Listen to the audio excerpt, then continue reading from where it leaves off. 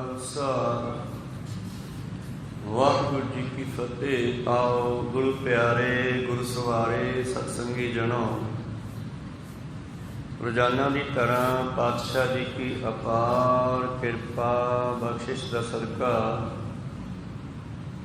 अमृत वेले तो लैकर के ही पातशाह जी के चरणा कमलों विखे हाजरियां लवा रहे हो।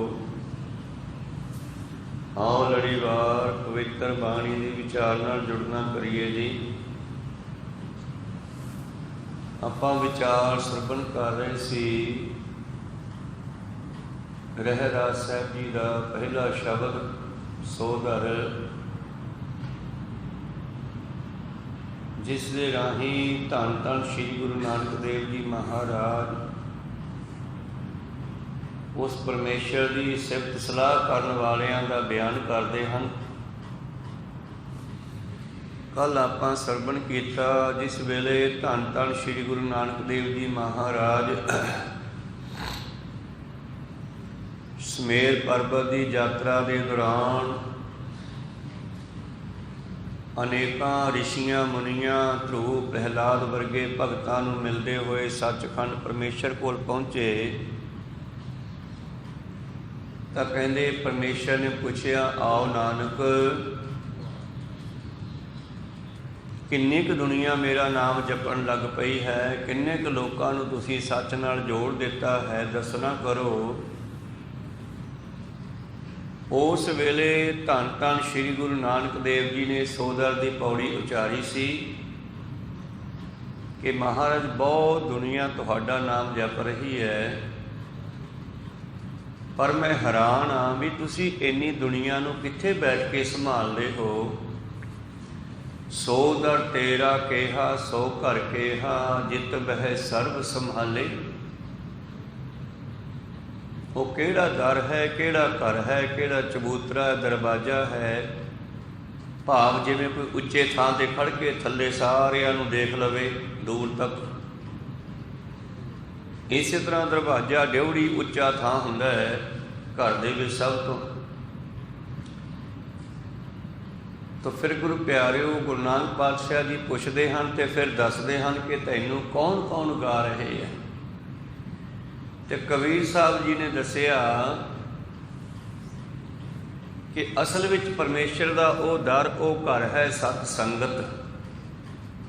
कहो कबीर अब कहिए काहे, साध संगत बैकुंठ है आहे।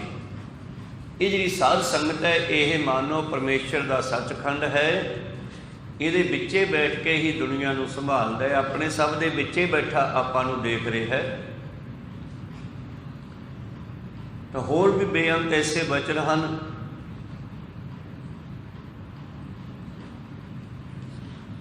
जिन्हां दे विच ये दसिया गया है कि उस परमेश्वर नूं कौन कौन किवें गाउंदा है ते परमेश्वर कित्थे वसदा है। ये विचारा हुण आपां आरंभ करके सरवण करदे हां। इस तो अगे गावन तुदनों ईश्वर ब्रह्मा तक आपां सरवण कर रहे सी।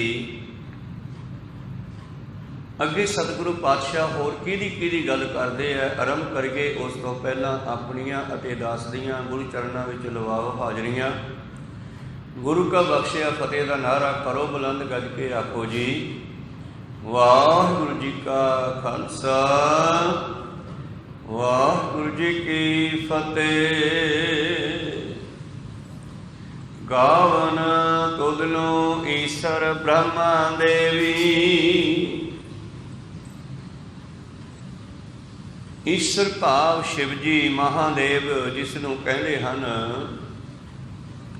वो तैनूं गाउंदा है, ब्रह्मा भी तैनूं गाउंदा है। इन्हां दियां देवियां भाव अर्धंगणियां शिव जी की पार्वती ते ब्रह्मा की सरस्वती, ये सारियां ही तैनूं गाउंदियां। विष्णु ते उहदी लक्ष्मी 33 करोड़ देवी देवता उस परमेश्वर नूं गाउंदा है। दसदे एक बारी नारद मुनि परमेश्वर के दर्शनां लई चल पिया, बड़ी तांग लगी मिलन दी। कहते बड़े थावां ते उन्हें खोज की पर उन्होंने कितों भी दर्शन ना होए। पहाड़ां 'च भी गया, नदियां दरियावां के किनारे गया, ਗੱਲ ਮੁਕਾਓ ਕਿ ਧਰਤੀ ਆਕਾਸ਼ ਸਾਰੇ ਥਾਂ ਘੁੰਮ ਲਿਆ ਪਰ ਉਹਨੂੰ ਦਰਸ਼ਨ ਨਾ ਹੋਏ। ਥੱਕ ਅੱਕ ਗਿਆ ਹਾਰ ਕੇ। ਇਹਦੇ ਕੋਲੇ ਸਾਜ਼ ਹੁੰਦਾ ਬੀਣਾ। ਇਹ ਬੀਣਾ ਵਜਾਉਂਦਾ ਹੈ ਕਿ ਬੀਣਾ ਵਜਾਉਂਦਾ ਹੋਇਆ ਗੁਰੂ ਪਿਆਰਿਓ ਇਹ ਇੱਕ ਦਰਖਤ ਦੇ ਹੇਠਾਂ ਬੈਠ ਕੇ ਤੇ ਬੀਣਾ ਵਜਾਉਣ ਲੱਗਿਆ ਤੇ ਪਰਮੇਸ਼ਰ ਦੀ ਸਿਫਤ ਸਲਾਹ ਕਰਨ ਲੱਗ ਪਿਆ। ਜਦੋਂ ਉਸ ਨੇ ਸਿਫਤ ਸਲਾਹ ਕਰਨੀ ਸ਼ੁਰੂ ਕੀਤੀ ਬਰਾਗ ਦੇ ਵਿੱਚ ਭਿੱਜ ਕੇ ਤੇ ਥੋੜੇ ਹੀ ਸਮੇਂ ਬਾਅਦ ਸਾਹਮਣੇ ਪਰਮੇਸ਼ਰ ਖੜੇ ਸੀ। ਨਾਰਦ ਮੁਨੀ ਨੇ ਦਰਸ਼ਨ ਕੀਤੇ। ਕਹਿਣ ਲੱਗਿਆ ਮਹਾਰਾਜ ਤੁਸੀਂ ਕਿੱਥੇ ਰਹਿੰਦੇ ਹੋ? ਪਰਮੇਸ਼ਰ ਕਹਿੰਦੇ ਕਿਉਂ? ਕਹਿੰਦਾ ਮੈਂ ਤੁਹਾਨੂੰ ਕਾਫੀ ਚਿਰ ਦਾ ਲੱਭਦਾ ਫਿਰਦਾ ਤੇ ਤੁਸੀਂ ਮੈਨੂੰ ਕਿਤੇ ਲੱਭੇ ਹੀ ਨਹੀਂ। ਕਹਿੰਦੇ ਕਿੱਥੇ ਲੱਭਿਆ? ਕਹਿੰਦਾ ਮਹਾਰਾਜ ਆਏ ਪੁੱਛੋ ਕਿ ਮੈਂ ਕਿੱਥੇ ਨਹੀਂ ਲੱਭਿਆ। ਪਹਾੜਾਂ ਦੀਆਂ ਕੰਦਰਾਂ 'ਚ ਮੈਂ ਲੱਭਿਆ, ਗੰਗਾ ਜਮਨਾ ਨਦੀਆਂ ਦੇ ਕਿਨਾਰੇ ਤੇ ਮੈਂ ਜਾ ਕੇ ਦੇਖਿਆ, ਔਰ ਦਰਿਆਵਾਂ ਦੇ ਕਿਨਾਰੇ ਮੈਂ ਦੇਖਿਆ, ਤੁਸੀਂ ਮੈਨੂੰ ਕਿਤੇ ਮਿਲੇ ਹੀ ਨਹੀਂ। ਹੁਣ ਤੁਸੀਂ ਕਿਵੇਂ ਮਿਲ ਪਏ ਮੈਨੂੰ? ਤਾਂ ਅਕਾਲ ਪੁਰਖ ਦਾ ਕਹਿੰਦੇ ਜਵਾਬ ਸੀ ਪਰਮੇਸ਼ਰ ਦਾ, ਨਿਜ ਕਰ ਮੇਰੋ ਨਿਜ ਥਾਉ ਸਾਧ ਸੰਗਤ ਹੈ ਨਾਰਦ ਮੁਨ। ਤੂੰ ਕਿੱਥੇ ਲੱਭਦਾ ਫਿਰਦਾ ਮੈਨੂੰ? ਮੈਂ ਪਹਾੜਾਂ 'ਚ ਇਕੱਲੇ ਨੇ ਕੀ ਕਰਨਾ? ਮੈਂ ਤਾਂ ਜਿੱਥੇ ਸੰਗਤ ਇਕੱਠੀ ਹੁੰਦੀ ਹੈ ਉੱਥੇ ਪਹੁੰਚਦਾ। ਕੋ ਸਤਨਾਮ ਸੀ। ਮੇਰਾ ਨਿਜ ਘਰ, ਮੇਰਾ ਨਿਜ ਥਾਉ ਸਾਧ ਸੰਗਤ ਹੈ। ਮੈਂ ਸੰਗਤ ਵਿੱਚ ਮਿਲ ਕੇ ਜਾ ਕੇ ਮਿਲਦਾ ਹਾਂ। ਦੇਖਣਾ ਤੂੰ ਹੁਣ ਬੀਣਾ ਦੀ ਸੰਗਤ ਕੀਤੀ ਤੇ ਬੈਠ ਕਰਕੇ ਸ਼ਬਦ ਗਾਇਆ ਮੇਰਾ ਸਿਫਤ ਦਾ, ਤੇ ਜਦੋਂ ਸਿਫਤ ਕੀਤੀ ਤੇ ਮੈਂ ਪਹੁੰਚ ਗਿਆ ਤੇਰੇ ਕੋਲ। ਇਸ ਕਰਕੇ ਕਹੋ ਕਬੀਰ ਅਬ ਕਹੀਏ ਕਾਹੇ ਸਾਧ ਸੰਗਤ ਮੈਂ ਪੁੰਠੈ ਆਹੇ। ਰੱਬ ਕਿੱਥੇ ਵਸਦਾ ਹੈ? ਵਿੱਚ ਸੰਗਤ ਹਰ ਕਾ ਵਸੈ ਜੀਓ। ਇਸ ਕਰਕੇ ਪਰਮੇਸ਼ਰ ਦੇ ਬੇਅੰਤ ਸਰੂਪ ਹਨ। ਇੱਕ ਉਹਨਾਂ ਦਾ ਨਿਰਗੁਣ ਸਰੂਪ ਹੈ ਜੋ ਤਿੰਨਾਂ ਲੋਕਾਂ ਤੋਂ ਪਰੇ ਹੈ। ਇੱਕ ਸਰਗੁਣ ਸਰੂਪ ਹੈ ਜਿਹੜਾ ਸਾਡੇ ਸਾਰਿਆਂ ਦੇ ਵਿੱਚ ਸਮਾਇਆ ਹੋਇਆ ਹੈ। ਇਸ ਕਰਕੇ ਸਤਿਗੁਰੂ ਪਾਤਸ਼ਾਹ ਜੀ ਉਸ ਅਕਾਲ ਪੁਰਖ ਦੇ ਸਾਹਮਣੇ ਜਾ ਕੇ ਵੀ ਦੱਸਦੇ ਹਨ ਕੱਲਿਆਂ ਨੂੰ, ਔਰ ਕਹਿੰਦੇ ਹਨ ਕਿ ਇੰਨੀ ਦੁਨੀਆ ਤੈਨੂੰ ਗਾ ਰਹੀ ਹੈ। ਗਾਵਨ ਤੁਮਨੋ ਈਸ਼ਰ ਬਰਮਾ ਦੇਵੀ ਸੋਹੋ ਤੇਰੇ ਸਦਾ ਸਵਾਰੇ। ਜਿਨ੍ਹਾਂ ਤੇ ਤੇਰੀ ਕਿਰਪਾ ਹੈ, ਜਿਨ੍ਹਾਂ ਦੀ ਮੱਤ ਨੂੰ ਤੂੰ ਸਵਾਰ ਦਿੱਤਾ ਹੈ। ਕੌਣ ਗਾਵੇਗਾ? ਜਿਨ੍ਹਾਂ ਨੂੰ ਗੁਰਮਤਿ ਪ੍ਰਾਪਤ ਹੋ ਗਈ।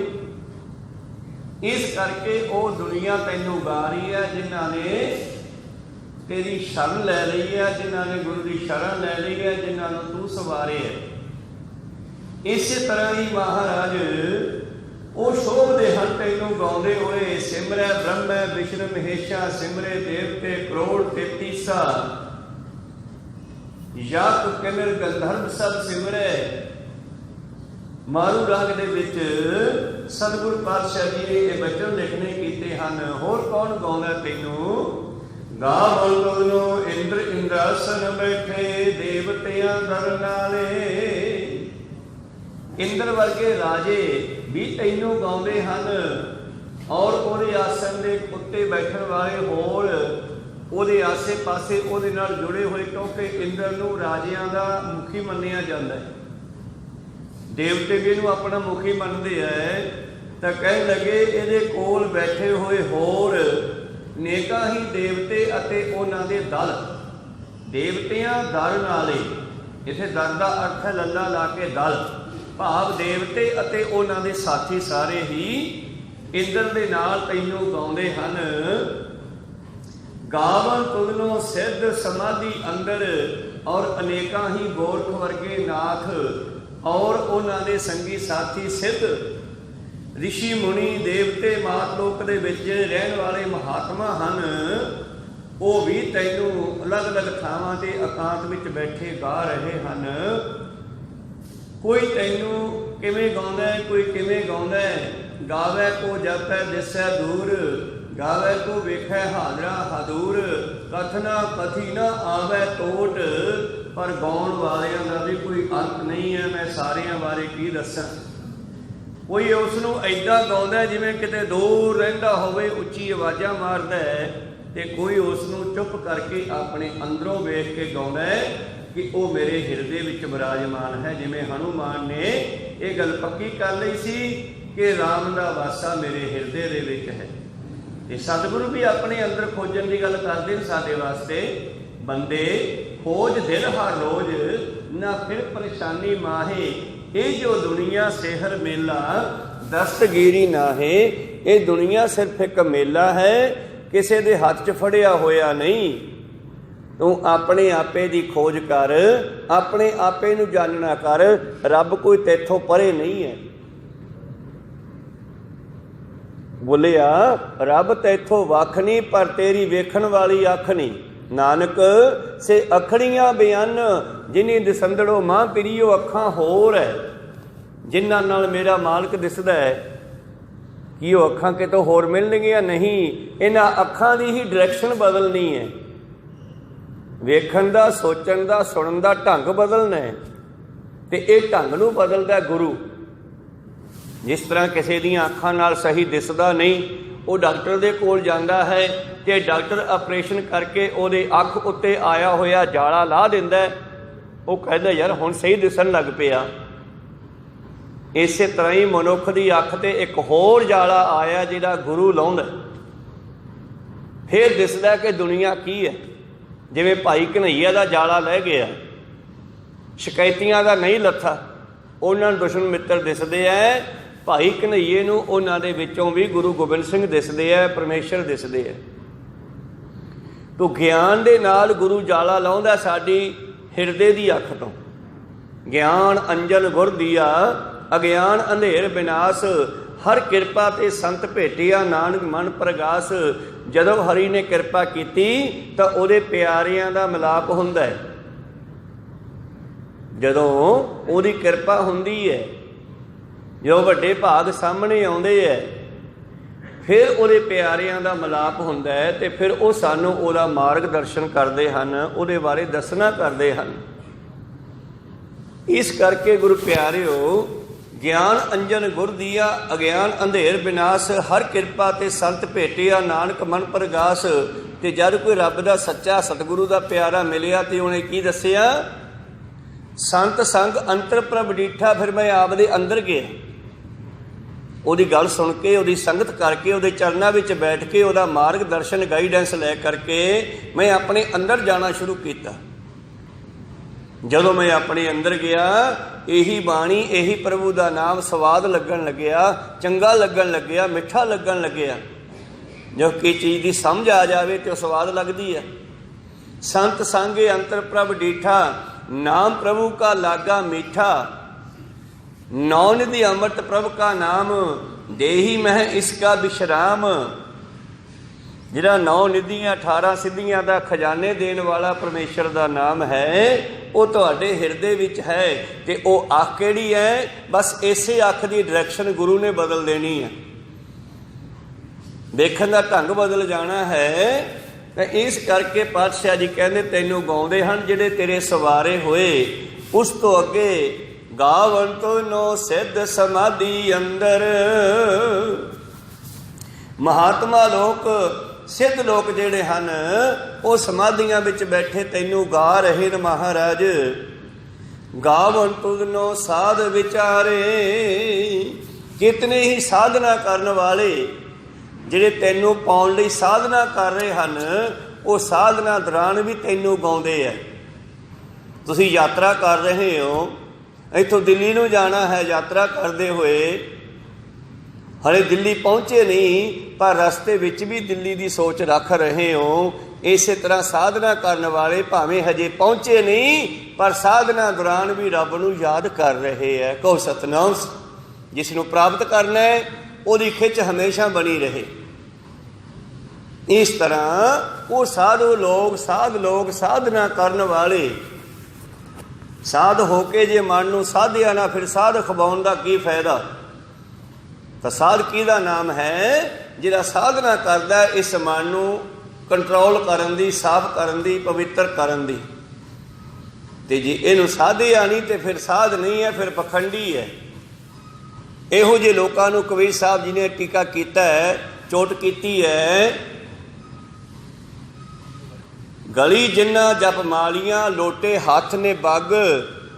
ओए हर के संत ना आखिए बनारस के ठग, क्योंकि बाहरी बाणा तो दिखाई दिंदा पर अंदरला पासा कबीर साहब नूं दिसिया, गुरु नानक नूं दिसिया। मलक भागो दा अंदरला पासा बई घ्यो तां देसी है, पर लोकां तो उन्हां दी खून पसीने की कमाही धोखे नाल खोही है। कहो सतनाम श्री। जिवें समय समय ते सरकारां जनता ते टैक्स ला के महंगाई वधा के कोई होर शोशे छड्ड के जनता दा पैसा अपने कब्जे विच करदियां जांदियां, उस तरह ही ये मलक भागो भी एक सरकारी बंदा सीगा, वजीर सीगा। इस करके इसने गुरु प्यारिओ रिश्वतां लै लै के लोकां दी पैसा जिहड़ा सी आपदे कोल इकट्ठा कर लिया। साल छमाही उस 2 नंबर दे काले पैसे नूं चिट्टा करन नूं फिरदा है, ते फिर एक अद्धा लंगर ला दिंदा देसी घ्यो दा। दुनिया बागो बाग ना वाह बई वाह फलाने वजीर ने देसी घ्यो का लंगर लाया, पर बाबे नानक ने जदों कीती सकैन उसदी, जदों बाबे नानक ने गौर नाल देखिया तो उसनूं देसी घ्यो नहीं गरीबां दा खून दिखाई दिता है। कहो सतनाम श्री। एक कहन मात्र नहीं, गल सही है। और नहीं कोई मनिया तो पातशाह जी ने फिर उत्थे करामात दा गोला मार के मना भी लिया। जदों विखाया निचोड़ के पूरियां नूं खून कढ़ के, फिर सारे मान गए भी यार हाँ आ तां वाकई ही खून आ। फिर सारे कहते खून कित्थों आ गया पूरियां च। फिर पातशाह जी ने लॉजिक नाल समझाया, साइंटिफिक ढंग नाल समझाया कि ये खून आया है जिथों पैसा आया है। तो पैसा कित्थों आया है? जेडे गरीब दो अपना 10 नौहां की किरत करते हैं, उन्हां दे पैसे नूं इसने जिहड़ा है धोखे दे नाल खोया, और धोखे दे नाल खो करके इस मनुख ने वो पैसा इकट्ठा करके ते उहनूं 2 नंबर दे माल नूं 1 नंबर दा करन वास्ते जिहड़ा है गुरु प्यारे आ काम करदा। ते फिर तो लोकां 'च पता लग गया। इस करके साध का मतलब है साधना करन वाले जिहड़े साधना करते है, गावन तुदनो सिद्ध समाधि अंदर, गावन तुदनो साध विचारे, गावन तुदनो जति सती संतोखी। जति सती किवें गाउंदे ने? जत सत रख के, भाव किसी अफसर की गल मन लैनी, उहदे मुताबक चलना, तो समझो असी अफसर नूं गा रहे हैं, याद कर रहे हैं। इस तरह परमेश्वर नूं याद करन दा ढंग है उसदे हुक्म अंदर चलना। नानक हुक्म है, जे उसदे हुक्म दे मुताबक जे चलना करे, नानक हुक्म है जे चलै तो हम मैं कहे ना कोई, फिर ਉਹਦੇ अंदर हंकार नहीं आवेगा, जिहड़ा हुक्म मुताबक चलेगा। हुण ਉਹਦਾ हुक्म है एका नारी जती होए पर नारी ती भैन वखाणा। ये हुक्म है उसका। जिन्हें ਉਹਦਾ हुक्म मान लिया, अपने जत अते सत नूं कायम रखिया। सत शब्द इस्त्रियां वास्ते वरतिया जांदा, जत मनुखां वास्ते, दोनों शब्द इकट्ठे वरते जाते हैं। कहण च जती सती, सती इस्त्रियां रहिंदियां न, वो अपने पति दे डिपेंड है। बाकियां छोटियां वड्डियां बराबर दियां नूं भरा पुत्र जां पिता दे समान देखदियां। और मनुख वास्ते, सिख दे वास्ते भी एक इहो ही हुक्म है, एका नारी जती होए पर नारी धी भैन वखाणा है। छोटियां नूं धी बराबर दी, भैन ते वड्डियां नूं मावां दे समान जानना करे, इहनूं कहंदे आ जती सती होना। ते जिन जिहड़ी अपने जत सत ते कायम है, परमेश्वर उन्हां ते खुश है, क्योंकि परमेश्वर दे कानून नूं फॉलो करदे है, परमेश्वर दे कानून नूं जीवन च धारण कीता होया जिन्हां ने। क्योंकि गाउंदे नेका ढंग है। मैं पहला बेनती कीती आ, हुण हवा पानी अग सूरज चंद्रमा मंगल बुध ये धरतियां सारियां ये बोलदियां थोड़ा ही आ, पर बाणी कहंदी ये भी गाउंदे आ जी तैनूं। ये किवें गाउंदे आ? ਉਹਦੇ हुक्म दे विच ड्यूटी निभा रहे आ ਜਿਹੜੇ। भै विच पवन बहै सदवाओ, भै विच चलै लख दरियाओ, भै विच अगन कढै बेगार, भै विच धरती दब्बी भार, भै वे सूरज भै वे चंद, कोह करोड़ी चलत न अंत, भै विच सिद्ध बुद्ध सुरनाथ, ਭੈ ਵਿੱਚ ਆਡਾਣੇ ਆਗਾਸ, ਸਗਲਿਆਂ ਭਉ ਲਿਖਿਆ ਸਿਰ ਲੇਖ, ਨਾਨਕ ਨਿਰਭਉ ਨਿਰੰਕਾਰ ਸੱਚ ਏਕ। ਪਰਮੇਸ਼ਰ ਨੂੰ ਕਿਸੇ ਦਾ ਭਉ ਨਹੀਂ, ਪਰ ਸਾਰੀ ਸ੍ਰਿਸ਼ਟੀ ਉਹਦੇ ਭੈ ਵਿੱਚ ਚੱਲ ਰਹੀ ਹੈ। ਇੱਕ ਮਨੁੱਖ ਹੈ ਜਿਹੜਾ ਕਦੇ ਕਦੇ ਉਹਦੇ ਭੈ ਚੋਂ ਨਿਕਲ ਜਾਂਦਾ, ਕਹੋ ਸਤਨਾਮ ਸ੍ਰੀ। ਤੇ ਜਦੋਂ ਮਨੁੱਖ ਉਹਦੇ ਭੈ ਚੋਂ ਨਿਕਲ ਜਾਂਦਾ ਫਿਰ ਉਹਦਾ ਡੰਡਾ ਚੱਲਦਾ। ਸਾਰੀ ਸ੍ਰਿਸ਼ਟੀ 84 ਲੱਖ ਜੂਨ ਉਹਦੇ ਹੁਕਮ ਅੰਦਰ ਹੈ, ਸਾਰੀ ਕੁਦਰਤ ਉਹਦੇ ਹੁਕਮ ਅੰਦਰ ਹੈ। ਤੁਸੀਂ ਕਿਸੇ ਦਰਖਤ ਦੀ ਇੱਕ ਟਾਹਣੀ ਤੋੜ ਦਿਓ, ਸਾਈਡਾਂ ਤੋਂ 4 ਹੋਰ ਨਿਕਲ ਆਉਂਦੀਆਂ। ਦਰਖਤ ਹਨੇਰੀ ਨਾਲ ਟੇਢਾ ਡਿੱਗ ਪਵੇ, ਜੜ ਲੱਗੀ ਹੋਵੇ, ਜਿਹੜੀਆਂ ਨਵੀਆਂ ਟਾਹਣੀਆਂ ਨਿਕਲਣਗੀਆਂ ਉਹ ਟੇਢੀਆਂ ਨਹੀਂ ਵਧਣਗੀਆਂ, ਉਹ ਤਾਹਾਂ ਨੂੰ ਫਿਰ ਵਧਣੀਆਂ ਸ਼ੁਰੂ ਹੋਣਗੀਆਂ ਘੁੰਮ ਕੇ। ਕਹੋ ਸਤਨਾਮ ਸੀ। ਮਤਲਬ ਇਹ ਕੁਦਰਤ ਉਹਦਾ ਹੁਕਮ ਨੂੰ ਮੰਨ ਰਹੀ ਆ। ਇੱਕ ਮਨੁੱਖ ਹੈ ਜਿਹੜਾ ਉਹਦੇ ਹੁਕਮ ਚੋਂ ਬਾਹਰ ਨਿਕਲ ਜਾਂਦਾ ਹੈ, ਤੇ ਸਾਰੇ ਧਰਮ ਦੇ ਕਾਰਜ ਇਹ ਮਨੁੱਖ ਨੂੰ ਸਮਝਾਉਣ ਵਾਸਤੇ ਹੀ ਆ। ਸਤਿਗੁਰੂ ਪਾਤਸ਼ਾਹ ਜੀ ਕਹਿੰਦੇ, ਹੇ ਪਰਮੇਸ਼ਰ, ਤੈਨੂੰ ਜਤੀ ਲੋਕ, ਸਤੀ ਲੋਕ, ਸਬਰ ਸੰਤੋਖ ਰੱਖਣ ਵਾਲੇ ਧਰਮਾਤਮਾ ਲੋਕ ਇਹ ਵੀ ਤੈਨੂੰ ਗਾਉਂਦੇ ਐ। ਜੰਗ ਦੇ ਮੈਦਾਨ ਵਿੱਚ ਜੋ ਧਰਮ ਦੀ ਜੰਗ ਹੁੰਦੀ ਹੈ, ਜੰਗਾਂ ਤਾਂ ਕਈ ਤਰ੍ਹਾਂ ਦੀਆਂ ਹੈ, ਲੋਕ ਜੋਰੂ ਜਰ ਜ਼ਮੀਨ ਪਿੱਛੇ ਲੜੀ ਜਾਂਦੇ ਆ, ਉਸ ਜੰਗ ਦੀ ਗੱਲ ਨਹੀਂ ਕਰਦੇ ਇੱਥੇ। ਕੋਈ ਇਸਤਰੀ ਪਿੱਛੇ ਲੜੀ ਜਾਂਦਾ ਹੈ, ਕੋਈ ਸੰਪਤੀ ਪਿੱਛੇ ਲੜੀ ਜਾਂਦਾ ਹੈ, ਕੋਈ ਖੇਤਾਂ ਦੀਆਂ ਵੱਟਾਂ ਪਿੱਛੇ ਲੜੀ ਜਾਂਦਾ ਹੈ।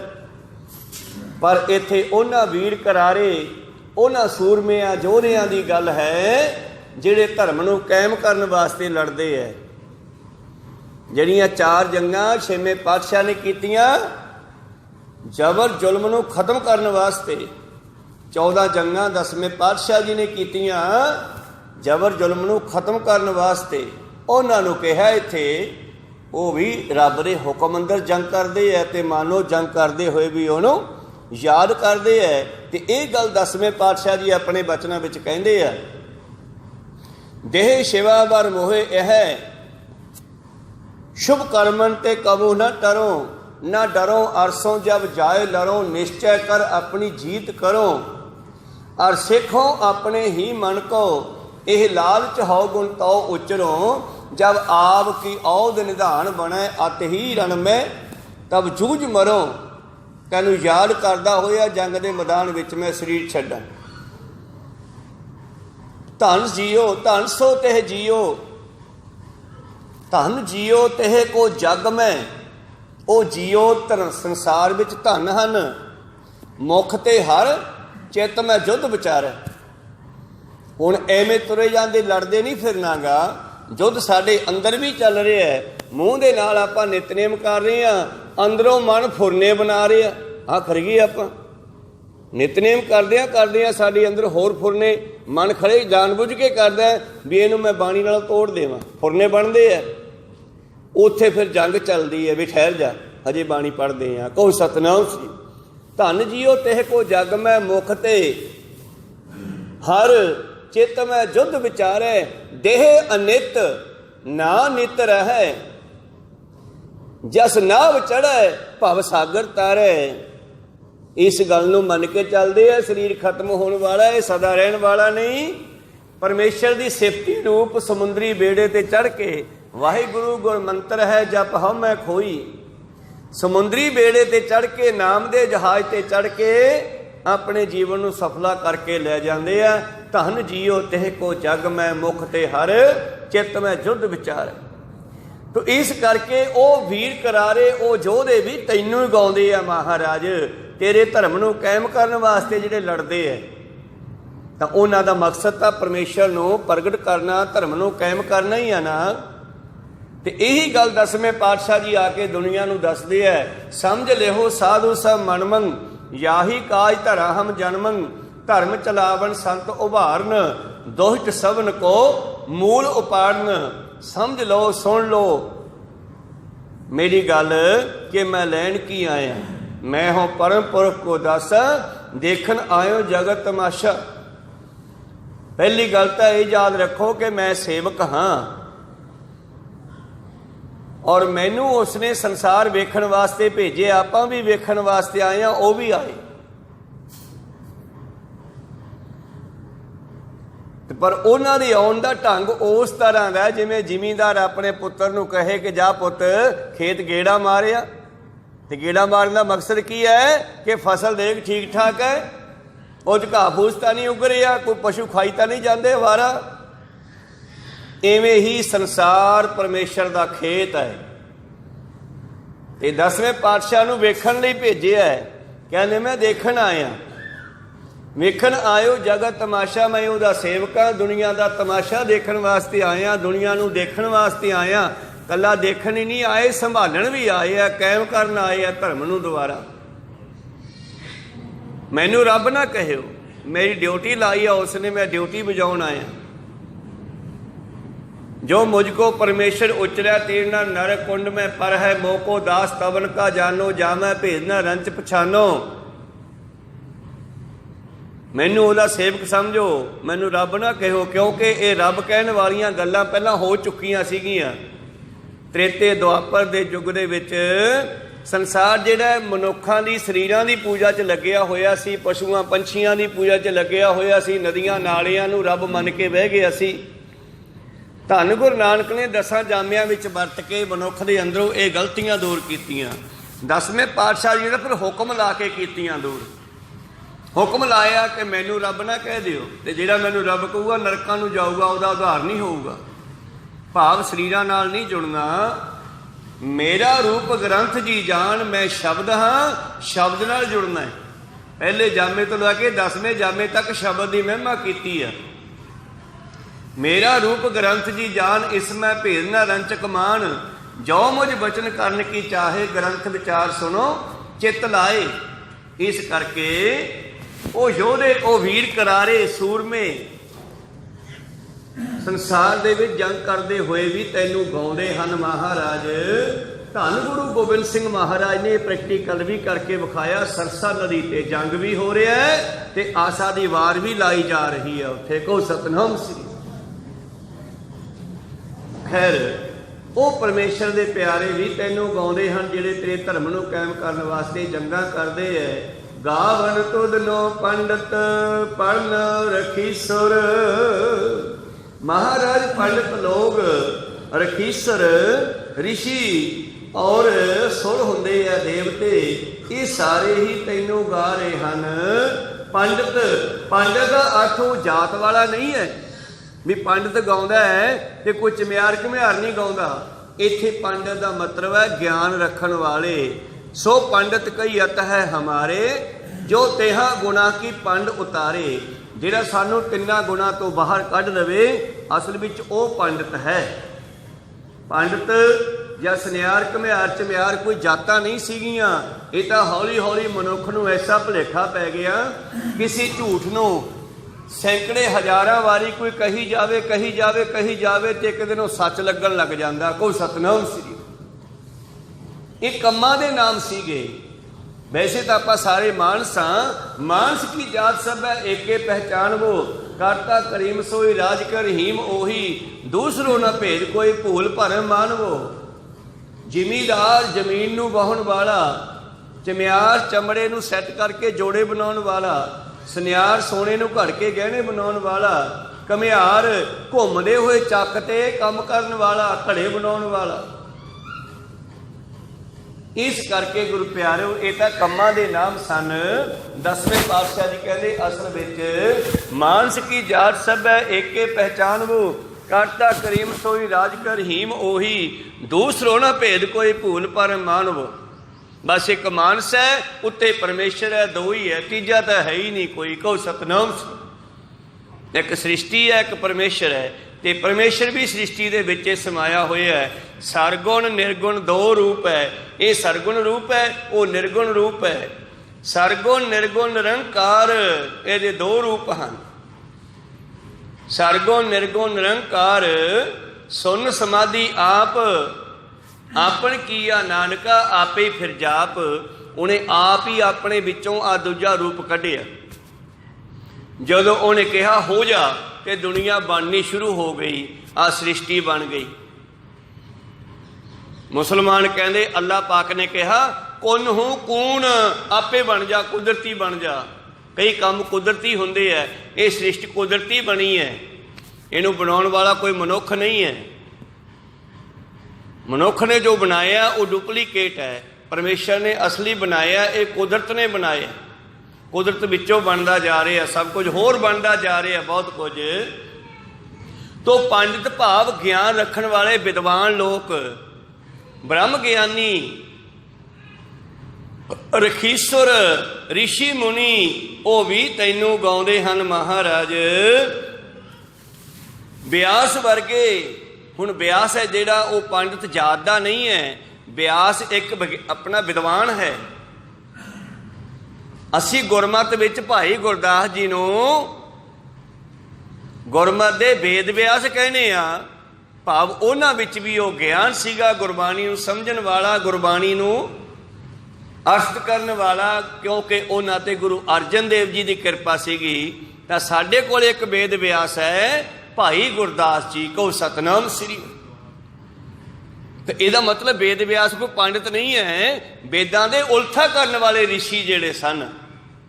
ਫਿਰ ਉਹਨਾਂ ਰਿਸ਼ੀਆਂ ਦੇ ਅੱਗੇ ਚੇਲੇ, ਗੁਰੂ ਪਿਆਰਿਓ, ਬਿਆਸ ਦੇ ਅੱਗੇ ਚੇਲੇ ਜਿਹੜੇ ਸਨ ਵਿਦਵਾਨ ਵਿਦਿਆਰਥੀ, ਜੈਮੁਨੀ ਵਰਗੇ, ਗੌਤਮ ਰਿਸ਼ੀ ਵਰਗੇ ਤਪੇ ਵੇਦਾਂ ਦੀਆਂ ਰਿਚਾਂ ਨੂੰ ਉਚਾਰਨ ਵਾਲੇ ਜਾਂ ਗੁਰਬਾਣੀ ਨੂੰ ਉਚਾਰਨ ਵਾਲੇ।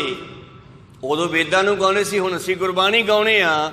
ਤਾਂ ਜਿਹੜਾ ਗੁਰਬਾਣੀ ਗਾਉਂਦਾ ਉਹ ਵੀ ਉਹਨੂੰ ਗਾ ਰਿਹਾ ਹੈ, ਕਿਉਂਕਿ ਬਾਣੀ ਵਿੱਚ ਉਹਨੂੰ ਗਾਉਣ ਦੇ ਢੰਗ ਰੱਖੇ ਹੋਏ ਨੇ।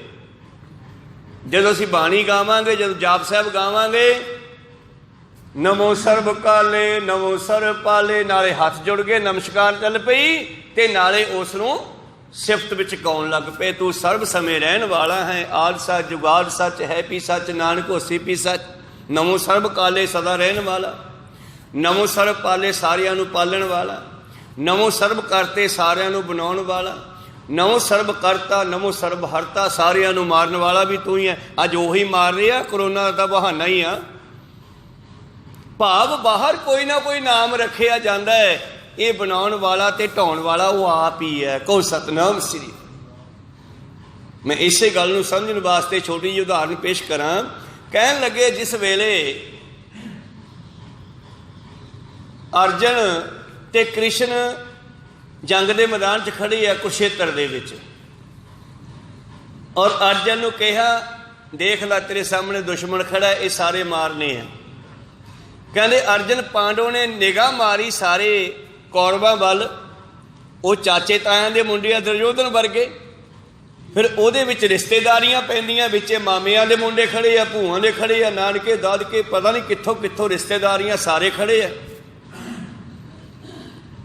ਉਹ ਕ੍ਰਿਸ਼ਨ ਜੀ ਨੂੰ ਕਹਿਣ ਲੱਗੇ ਆ, ਆਪਾਂ ਨਹੀਂ ਲੜਨਾਗਾ। ਹਥਿਆਰ, ਕਮਾਨ, ਤੀਰ ਕਮਾਨ, ਪੱਥਾ ਰੱਖਤਾ ਥੱਲੇ। ਕਹਿੰਦਾ ਮੈਂ ਨਹੀਂ ਲੜਦਾ। ਕਹਿੰਦੇ ਕਿਉਂ? ਕਹਿੰਦਾ ਮੈਂ ਕਾਹਦੇ ਵਾਸਤੇ ਲੜਨਾ?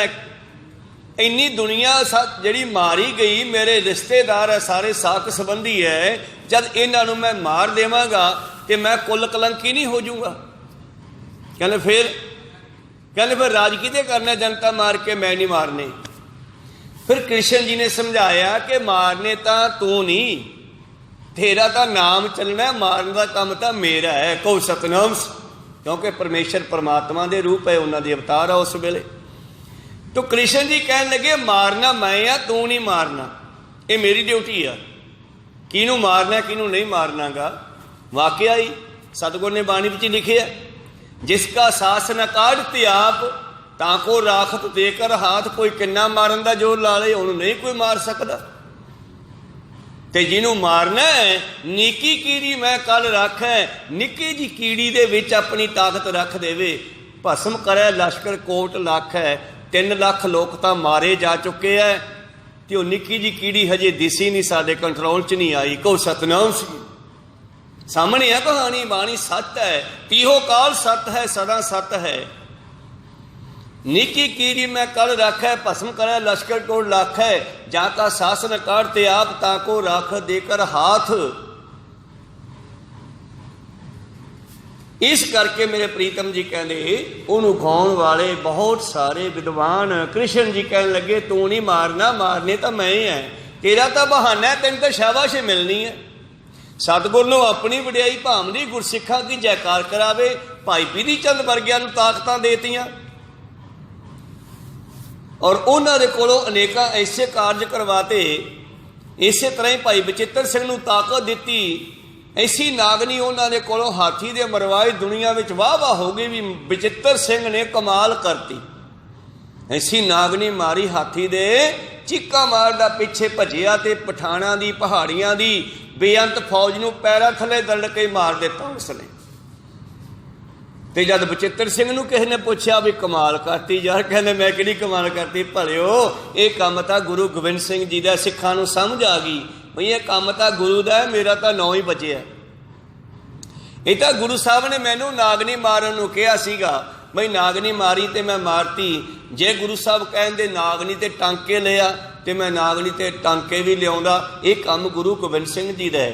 ये गल कृष्ण की भी उत्थे अर्जन नूं कहंदी आ, तू नहीं मारना मैं मारने आ।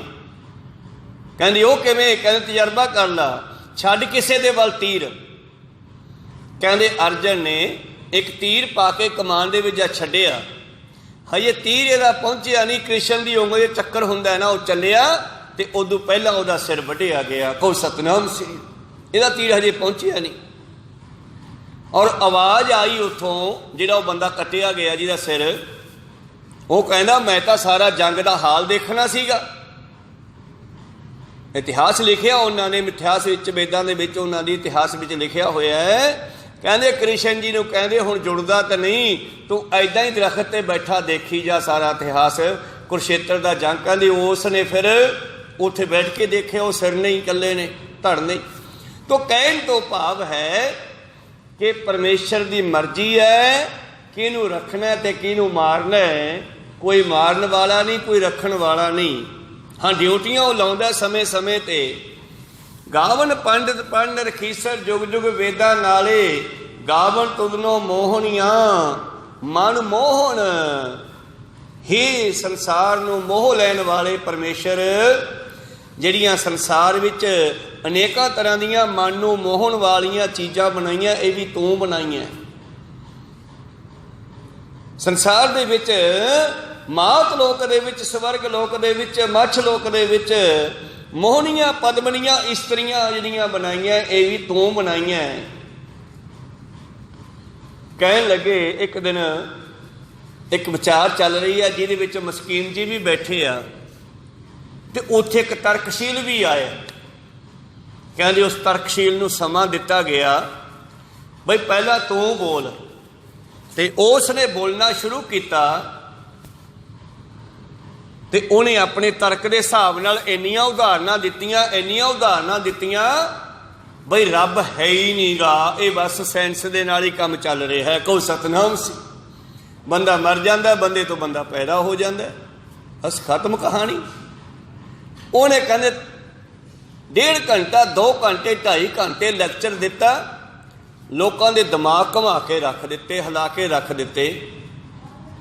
सारे कहते यार गल इहदी सही आ। ते जदों थल्ले आया स्टेज तो सारे उसदे गुरु प्यारे नमस्कारां करन भी वाल तेरी सही आ, उदाहरणां बड़ियां दित्तियां। मस्कीन जी भी खड़े हो गए, नाले तां